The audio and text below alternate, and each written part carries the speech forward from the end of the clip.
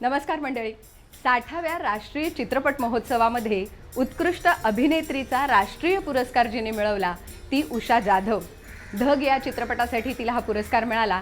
आज आपण तिलाच भेटायला आलोय. बघूया, भेटूया तिला. हॅलो. अरे हाय. ये.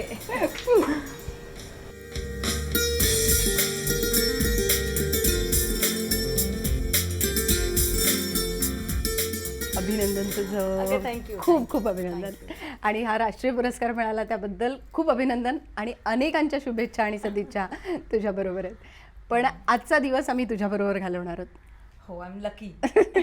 सो आजचा दिवस तू आमच्यासाठी, आमच्या प्रेक्षकांसाठी खास ठेवणार आहेस. नक्कीच ठेवलेला आहे. हा संपूर्ण दिवस तुमच्यासाठी आणि प्रेक्षकांसाठीच आहे. नक्की. मला फक्त सांग की पुरस्कार मिळाला म्हटल्यानंतरची जी पहिली प्रतिक्रिया ती मला आधी ऐकायला आवडेल तुझ्याकडनं. मी ॲक्च्युली पुण्याला निघाले होते हं.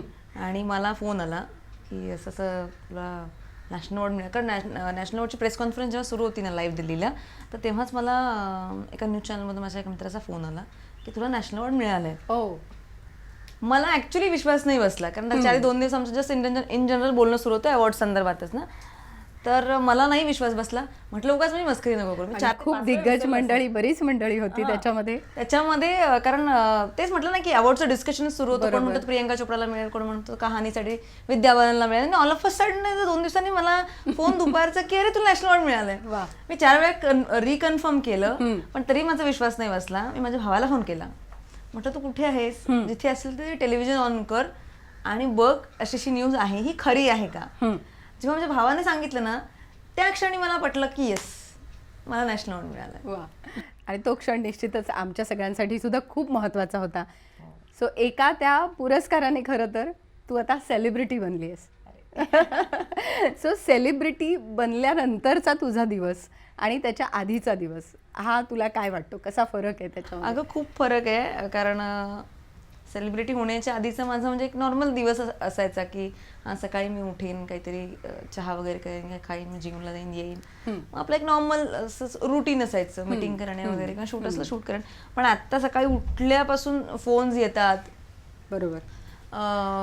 बरेचसे सत्कार समारंभ आहेत, बरेच इंटरव्ह्यूजमध्ये एवढा वेळ जातो माझा हल्ली की मला बाकीच्या म्हणजे स्क्रिप्ट जे आले त्याही वाचायला मला खूप कमी वेळ मिळतोय. बरोबर. तर सत्कार, इंटरव्ह्यूज, परत नवीन कामाच्या जे फोन कॉल्स येत आहेत तो मोठा फरक पडलाय की नवीन कामाच्या ऑफर्स ऑटोमॅटिकली यायला लागलेल्या, तर त्यांच्या मीटिंग्स करणं, त्या स्क्रिप्ट्स वाचणं, तर ह्याच्यामध्ये माझा सगळा दिवस छान जातो हल्ली. बरोबर आहे. पण मग आताच तू म्हणालीस की स्क्रिप्ट वाचणं, तर मुळात निवडताना, एखादी भूमिका निवडताना काय निकष लावतेस तू, कसं हे करतेस?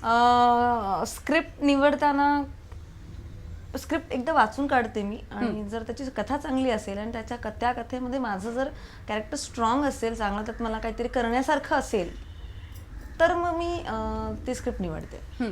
पण असं म्हणावं तर ट्रॅफिक सिग्नलमध्ये म्हणजे मधुर भांडारकरची जी पहिली फिल्म तुझी, त्याच्यामध्ये ती गजरेवालीची एक छोटीशी भूमिका होती म्हटली तर. सो ती कशी निवडलीस मग? माझा पहिला चान्स होता तो. Okay. फिल्म इंडस्ट्रीत मला एंट्री करायची होती. तर म्हणतात ना, बेगर्स आर नॉट चूजर्स. तर तेव्हाची ती गोष्ट होती. तर मला करायचं होतं आणि मला एक चांगला बॅनर मिळत होता मधुरजीन सारखा. बरोबर. सो मी विचारच केला नाही की मला छोटी भूमिका मिळते की मला मोठी भूमिका मिळते. पण त्या भूमिकेने तुला नक्कीच पुढे संधी दिली. हो हो, डेफिनेटली चांगलीच संधी दिली आणि मला वाटतं ग्रीन सिग्नल मिळाला तुझ्या एकूण करिअरला. पण मला सांग, सकाळची वेळ ही तुझ्यासाठी नेमकी कशी असते? सकाळीची वेळ खूप छान असते, खूप प्रसन्न असते, खूप एक्साइटिंग असतं. दिवसा उठले की मी अगदी फ्रेश असते, पॉझिटिव्ह असते. दिवसाचा मला पूर्ण एक अजेंडा असतो माझ्या डोक्यात की मला काय काय करायचं आहे, काय नाही करायचं आहे आजच्या दिवसभरात. तो खूप एनर्जीनी भरलेला असतो सकाळ माझी. बरोबर. आणि सगळ्या कामांना सुरुवात होते मग तिथे. सगळ्या कामांना सुरुवात. कोल्हापुरातली सकाळ कशी होती? सांगू तुला, कोल्हापूर एक शांत शहर आहे. असं खूप काही धावपळ नाही, काही नाहीये. खूप पीसफुल आहे, शांत. सकाळी उठणे, आवरणे, आई चहा करून आणून देईल, चहा पोहे ते खाणे, शांत बसणे, बाहेर अंगण आहे आमचं, तिकडे फिरणे, गप्पा मारणे, आई वडिलांबरोबर, बहीण भावांबरोबर, त्यांची मुलं वगैरे असतात तर त्यांच्याबरोबर खेळणं. किंवा आधी लहान आम्ही जेव्हा होतो तेव्हा हे सगळं सकाळचं सगळं आवरणं, क्लासला जाणं, जेव्हा शाळेत होते तेव्हा क्लासमधून वगैरे जाऊन आल्यानंतर मग शाळेची तयारी करून शाळेला जाणं, हा शाळेतली सकाळ होती. असं प्रत्येक सकाळ चेंज होत गेल्या, पण खूप पीसफुल सकाळ असायची, धावपळीची सकाळ नसायची जशी मुंबईत असते धावपळीची सकाळ. तेवढा फरक आहे. आणि आता तर तुझी ती सकाळ खूपच बदलली, आता खूप धावपळीची झाली. पण अशी धावपळ वाढत राहून चांगलं काम तुला मिळत राहो असं एक आम्हाला वाटतं. पण तू म्हणालीस की आईने चहा करून द्यायचा, आईने खायला द्यायचं, पोहे करून द्यायचे. तुला करायला काही आवडतं की नाही? खायला प्यायला काय आवडतं? मला आवडत नाही ऍक्च्युली कुकिंग, हा माझा काही प्रांत नाही, पण मी कुक करते. मी ऑलमोस्ट सगळंच कुक करते. म्हणजे चहा पोहे पासून मध्ये मस्त छान कोल्हापुरी रस्सा सुद्धा बनवते. वा. म्हणजे आता खायच्या प्यायच्या गोष्टी सुचायला लागल्यात. म्हणजे तुझी न्याहारीची वेळ झाली असेल ना आता? न्याहारीची तर वेळ झालेलीच आहे. हा, पण खाण्यापिण्यावरून जर असं कॅलरीज विचार केल्यानंतर वाढायला लागलेले आहेत. आता मी जिमला जाऊ आपण. बरं. पण म्हणजे तू रेग्युलर रोजच्या रोज जिमला जातेस? मी रेग्युलर जिम. बरं, चालेल, मग निघूया आपण जिमला जाऊया आणि मग पुन्हा येऊन गप्पा मारूया. हो, फक्त चेंज करून आले. नक्की.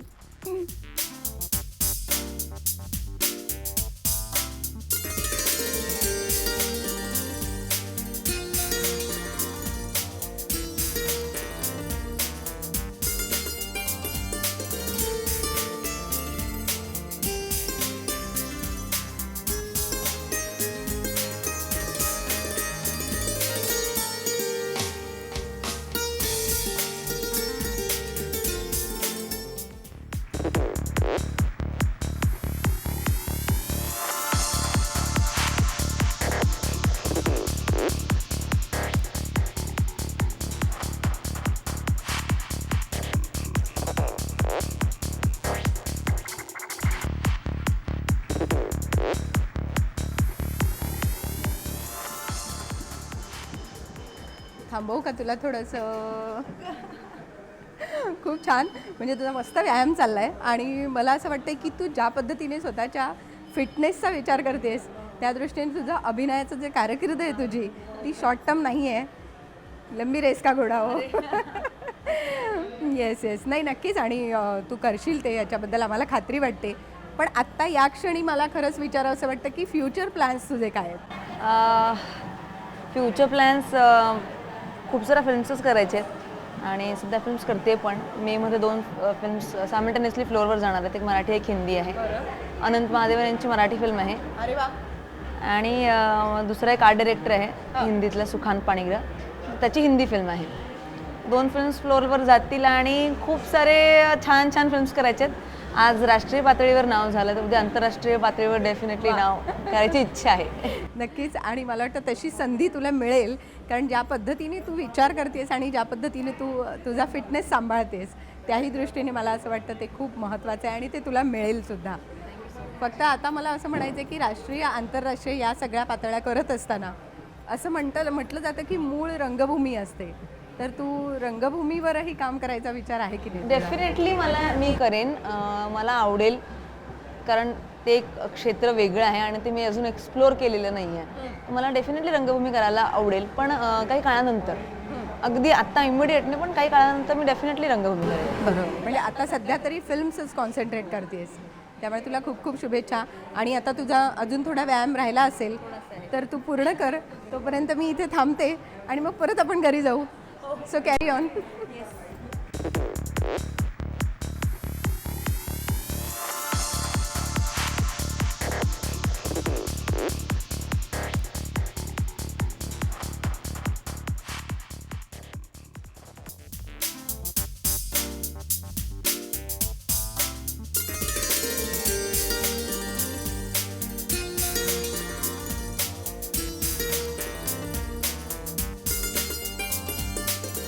चल आता चहा प्यायला हरकत नाही, खूप झालं आणि एक्सरसाइज ना. तुझ्या बरोबर माझंही बरोबर झालं की एक्सरसाइज तुझे झाल्यानंतर माझा चहा. पण ही सवय तुला अगदी पहिल्यापासून आहे? व्यायामाची शाळेत असताना असं म्हणजे जिम वगैरे काही प्रकार नव्हता, पण I was good in sports, त्यामुळे व्यायाम ऑटोमॅटिकलीच व्हायचा बरं. शाळेत असताना. कॉलेजला गेले 11वीला तर सायकलनी जायचे, अच्छा. तर त्यामुळे तो व्यायाम होताच, तर त्यामुळे व्यायामाची सवय आहे मला. बरोबर. I am always fit.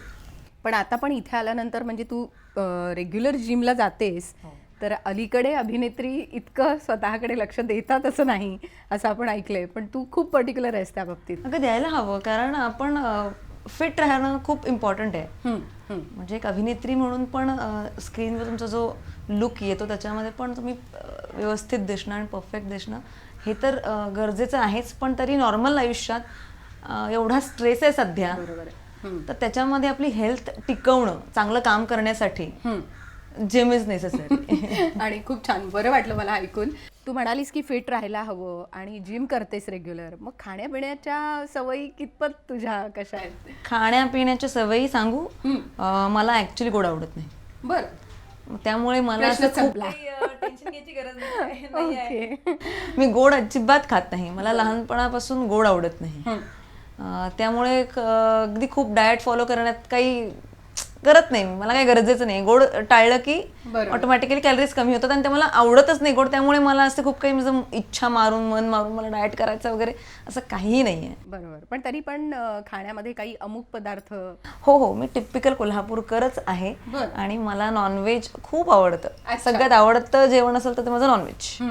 पण मग तेलकट, स्पायसी?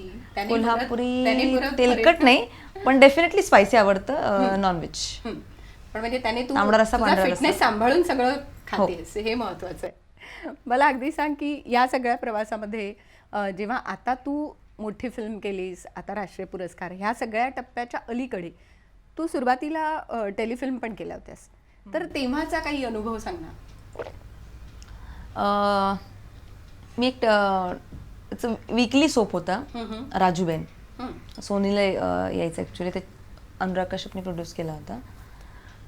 तर त्याच्यामध्ये सांगते तुला मी, जेव्हा माझा पहिला सीन झाला ना, पहिला शॉट झाला ॲक्च्युली, मला पूर्ण युनिटच्या ना स्टँडिंग ओव्हिएशन होतं आणि क्लॅप्स होत्या. Lalit Marathi used to direct, ज्यांनी शबरी डिरेक्ट केली ना, he used to direct that telefilm. आणि अख्ख्या सेटवर एक ऑरा होता, एक वातावरण होतं की कोण आहे ही मुलगी, हू इज दॅट ॲक्ट्रेस. तर खूप छान एक्सपिरियन्स होता तो, की मलाच अनएक्सपेक्टेड होतं. काय नाही, मी आपला नॉर्मल एक सीन केला, बट माझ्या दृष्टीने ते नॉर्मलच होतं. म्हणजे I was like very natural. मी खूप प्रिपरेशन करून आलेले आणि खूप काय तोड देंगे फोड देंगे असं काय माझा ॲटिट्यूड कधी नव्हताच आणि आजही नाही आहे. पण मी पहिला शॉट झाला आणि अख्खं युनिट उभं राहिलेलं, म्हणजे अगदी साऊंड रेकॉर्डिस्टपासून आमचे DOP, ललित, एव्हरीवन. तर सुखद असा तो अनुभव होता, मस्त होता. तुला काय वाटतं की अभिनय क्षेत्रात येण्यासाठी प्रशिक्षण घेणं गरजेचं आहे का, आणि तू घेतलंयस का? असं मला काही वाटत नाही की नेसेसरी नाही आहे. It's not hard and fast rule की तुम्हाला जर अभिनय क्षेत्रात यायचंच असेल तर तुम्हाला प्रशिक्षण घेतलंच पाहिजे, असं मला कंपल्सरी नाही वाटत आहे. पण ठीक आहे, काही लोकांना जर असं कॉन्फिडन्स नसेल किंवा म्हणतात की प्रशिक्षण घेतल्यानं नॉलेज वाढतं, तर you can go ahead and करू शकता, कुठलंही इन्स्टिट्यूट जॉईन करू शकता आणि प्रशिक्षण घेऊ शकता. कारण त्याने काही आपण लूज आउट करत नाही, आपण गेनच करणार आहोत. तर तुमच्याकडे वेळ आहे, पैसा आहे, तर डेफिनेटली जाऊ शकता. कारण माझ्याकडे ते दोन्ही गोष्टी नव्हत्या, त्यामुळे मी प्रशिक्षण घेऊ शकले नाही अभिनयाचं. आणि मला कुठंतरी असं वाटतं की प्रॅक्टिकल नॉलेज हे माणसाला जास्त काही शिकवून जातं. जरी पुस्तकी किंवा आपण इन्स्टिट्यूटमध्ये जर जाऊन शिकलो आणि ते शिक्षण, आणि जेव्हा तुम्ही सेटवर काम करता, लोकांबरोबर इंटरॅक्ट करता, कॅमेरा फेस करता, सिनियर ॲक्टरबरोबर काम करता, तेव्हा त्यामधून जे शिकायला मिळतं ते तुम्हाला इन्स्टिट्यूटमधून नाही मिळत. सो घ्यायचं असेल तर घेऊ शकता, पण मला कंपल्सरी नाही वाटत. आणि आता ज्या चित्रपटाबद्दल तुला राष्ट्रीय पुरस्कार मिळाला, तर धग हा जो चित्रपट तयार झाला, त्या चित्रपटाविषयी सांग ना. खूप वेगळा विषय आहे असं आम्ही ऐकलेलं आहे, वाचलेलं आहे, पण काय आहे नेमकं? तर मसनवाटेत काम करणाऱ्या एका कुटुंबाची कथा आहे धग या सिनेमाची. ॲक्च्युली वन लाईन सांगायची झाली तर खूप इंटरेस्टिंग स्टोरी आहे. लोकांचा त्यांच्याकडे पाहण्याचा दृष्टिकोन काय आहे आणि ते कसं जगतात, त्या प्रत्येक त्या फॅमिलीमधला कॅरेक्टर त्याची काय मेंटॅलिटी असते. म्हणजे ते लोक दुसऱ्याच्या मरणाची वाट बघतात स्वतःला जगवण्यासाठी. बरं. गावात कोणीतरी मेलं ना तर त्यांना आनंद होतो. ते म्हणतात की देवा असंच हे मरत राहू आणि आमचं घर असं चालत राहू. बरं. तर किती विरोधाभास आहे, म्हणजे विरोधाभास आहे आपलं नॉर्मल आयुष्य आणि त्यांचं आयुष्य. आपली मुलं आपण कधी त्यांना स्मशानभूमीत घेऊन सुद्धा जात नाहीत, पण ऍक्च्युली ते तिथेच राहतात आणि त्या प्रेत जळल्यानंतरची राख असते त्याच्यामध्ये त्यांची मुलं खेळतात. बापरे. विचार करू शकते किती विचित्र वास्तव आहे आणि ते या सिनेमामधून ऍक्च्युली लोकांना दिसतं. बरोबर. पण मग काम करताना तुला त्रास नाही झाला का या भूमिकेचा? म्हणजे ऍक्च्युअल तो जो मानसिक त्रास असतो. हा मानसिक त्रास हा एनिवेज ऍक्टरला प्रत्येक कॅरेक्टरमध्ये होतो, कारण खूप सारे इमोशनल फ्लक्च्युएशन्स होत राहतात आणि जोपर्यंत आपण ते रिअल कुठपर्यंत नाही फील करत तर ते प्रोजेक्ट नाही होत स्क्रीनवर. धगच्या याला खूप सारे शेड्स आहेत. मी जे कॅरेक्टर केलेलं आहे धगमध्ये, यशोदा, तिच्या कॅरेक्टरला खूप शेड्स आहेत. असं एक लाईनमध्ये कॅरेक्टर नाही आहे, ते असं अप्स अँड डाऊन्स त्याला इमोशनली. पहिल्या हाफमध्ये ती खूप चिडचिडी आहे, तेवढीच प्रेमळही आहे, नंतर एकदम शांतच होते, तेवढीच नंतर म्हणजे अशी खंबीर आहे. So there are lots of shades त्या कॅरेक्टरला. आणि करताना मला त्रास नाही झाला, कारण अगदी खूप सहज काम निघून गेलेलं आहे. कारण मी आणि माझे डिरेक्टर शिवाजी आम्ही बसून डिस्कशन केलं होतं कॅरेक्टरवरचं. त्या टाईपच्या फॅमिलीचं जे काही मानसिकता असू शकते ती समजून घेणं जास्त इम्पॉर्टंट होतं, कारण ती एकदा समजली की मग पुढचं कॅरेक्टर करताना प्रॉब्लेम आले नाहीत कधी. तर ते आम्ही केलं होतं, आधी बसून व्यवस्थित डिस्कशन केलं होतं की त्यांची काय मानसिकता असू शकते किंवा ते यशोदेची काय मानसिकता असते, जिचा नवरा हे काम करतो, जिची मुलं तिकडे खेळतायत, तर ती समजून घेतलं होतं आधी. त्यामुळे मला कॅरेक्टर जेव्हा परफॉर्म केलं, शूट करतो, तेव्हा मला प्रॉब्लेम्स नाही आले. पण त्यावेळेला घडलेला काही किस्सा, काही अनुभव? हो. आम्ही ना ऍक्च्युली खूप साऱ्या नाईट शिफ्ट केलेत ना फिल्ममध्ये आणि चाळीसगावला खूप थंडी होती. मग थंडीत आम्ही मस्त शेकोटी वगैरे पेटवून बसायचो आणि शूट करायचो. आणि खाण्याचे सीन्स आहेत आमचे 2-3 आणि सगळे म्हटलं ना, जसं मला नॉनव्हेज खूप आवडतं, तर असा सीन आहे की फिल्ममध्ये की एक प्रेत येतं, जाळायला ते देतात आणि पैसे देतात त्यांना आणि ते निघून जातात. तर हे खुश होतात आणि मटण आणतात. आणि तर ते जे खाण्याचा जो सीन होता ना, तो फक्त सीन होता, पण आम्ही ते ऍक्च्युली रिअल त्यांना सांगितलेलं की करून आणा व्यवस्थित, नंतर आम्ही सीन नाही करणार, करून आणा. आणि आम्ही ते ऍक्च्युली खात होतो. जो सीन शूट केला ना आम्ही तसेच खात होतो. आणि ते ठेवलं पण नाही, म्हणजे रिटेक जेव्हा व्हायला लागले ना संपलं, ते संपवून टाकलेलं. बरोबर. सो तो मस्त अनुभव होता. असेच खूप मला वाटतं अनुभव असतील तुझ्याकडे. आणखीन काही सांगण्यासारखा आणि अगदी कायमचा लक्षात राहण्यासारखा असा काही धग मधला किंवा त्यापूर्वीचा टेलिफिल्म मधला म्हणा, म्हणजे काही प्रसंग कसे असतात की अगदी कायमचे कोरले जातात म्हणतात ना, तसा अगदी लक्षात राहणारा एखादा? अगदी लक्षात राहणारा म्हणजे मी म्हटलं ना की माझ्याकडे सगळ्याच खूप मेमरीज आहेत, प्रत्येक ऍड्स मधल्या म्हण किंवा प्रत्येक फिल्म मधल्या म्हण. धग मधलीच ही गोष्ट मला खूप एक लक्षात राहणारी आहे की आम्ही जे शूट केलं किंवा जो माझा मुलगा झाला हंसराज, तो काही काही सीन्स मध्ये तो खरोखर झोपून जायचा. अच्छा. किंवा ती माझी मुलगी झाली नेहा ना, सीन असायचा ना की अरे नाही ते दोघं झोपलेले आहेत आणि आम्ही काहीतरी, मी आणि माझी सासू झाली, आम्ही बोलतोय, तर ते ऍक्च्युली झोपून जायचे लोक. इट इज सो नॅचरल ना की मुलं पण लहान होती. तर ह्या सगळ्या गोष्टी खूप व्यवस्थित लक्षात राहणाऱ्या. धगचा जो प्रवास आहे माझा, हा पूर्ण आयुष्यभर मनावर कोरलेला आहे आणि तो लक्षात राहील. बरोबर आहे. आणि पुन्हा एक कुटुंब असं झालं होतं तुमचं, त्यामुळे ते कुटुंबाचं, असंही तू कुटुंबाशी खूप जोडलेली आहेस, तुझ्या कुटुंबाशी, त्यामुळे तेही एक नवीन कुटुंब तुला मिळालं. मला वाटतं तुझी बहीण भाऊ सगळे जवळच राहतात. हो, इकडेच राहतात गोरेगावीसला. हां, तर मग आपण त्यांच्याकडे जाऊया का? म्हणजे त्यांचंही मत जाणून घेऊया, त्यांच्याशी गप्पा मारूया थोड्याशा. चालेल, चल आपण बहिणीकडे जाऊया, तुझ्या बहिणीकडे.